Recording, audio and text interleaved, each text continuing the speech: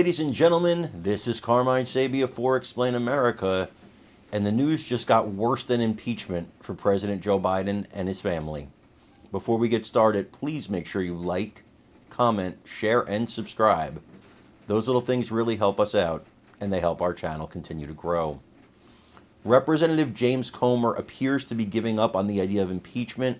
With Buck retiring, Gallagher retiring, you got a one-vote lead in the House.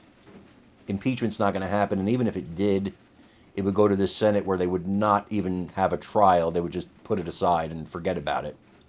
So impeachment really, I understand we all, wanted impeachment, but it's not going to do anything. However, Comer has another idea.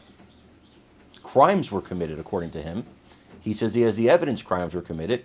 He's going to make criminal referrals to the Department of Justice. Now, if Merrick Garland's Department of Justice doesn't take up these criminal referrals, well, that doesn't stop the next Department of Justice from doing exactly that if former President Donald Trump wins the 2024 election and becomes the president.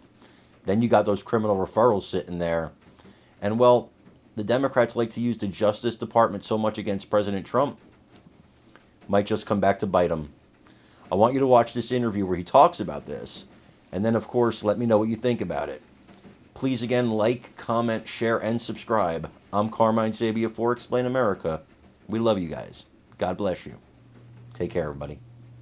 Referring back and forth to the testimony that we've heard, that we've aired here live on National Report, and again, statements that were made, all this in regards to the impeachment inquiry. I'm curious to know what you say to those that push back and say there's no appetite in the House and definitely not the Senate for an impeachment. Perhaps there would be criminal referrals moving forward, but then you'd be met with another barrier, if you will, of the statute of limitations, meaning where are you attempting to go at this point, Congressman?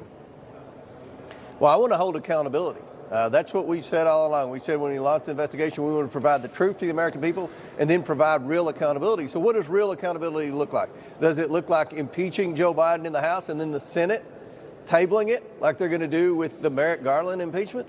Or does it mean providing real criminal referrals to the Department of Justice? I think the latter. Look, I would vote to impeach Joe Biden right now.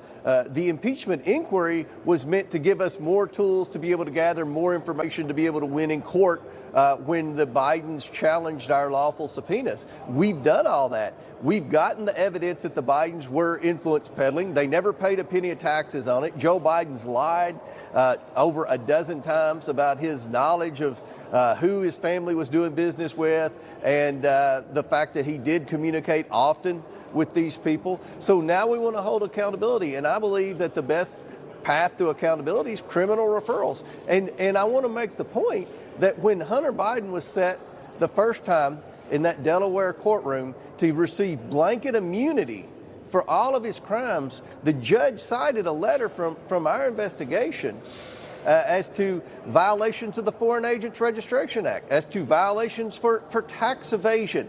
And that's what the judge used to kick out that blanket immunity plea deal, the sweetheart plea deal that David Weiss tried to broker for Hunter Biden. So our investigations already provided some accountability. It blocked them from getting off scot-free. And I believe our investigation can also lead to real accountability of the Bidens for their crimes. I also want to hold accountable the deep state actors.